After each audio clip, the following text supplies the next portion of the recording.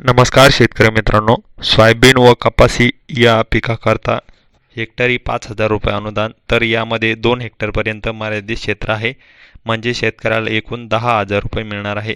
तर यामध्ये डी मार्फत काम सुरू झालेले आहे।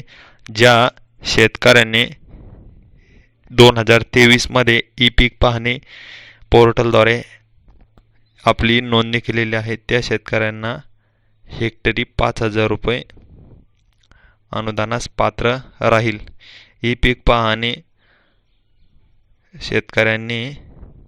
ज्या शेतकऱ्यांनी केली आहे ते शेतकरी यामध्ये पात्र राहील, व ज्या शेतकऱ्याने ई पीक पाहणी करून सुद्धा त्यांचे यादीमध्ये नाव नसेल तर त्यांनी कृषी सहाय्यकाकडे आपले 7/12 डिजिटल 7/12 याची प्रिंट व आपले डॉक्युमेंट त्या कृषी सहाय्यक अधिकाऱ्याकडे द्यावे, जेणेकरून हे शेतकरी याच्यापासून वंचित राहणार नाहीत।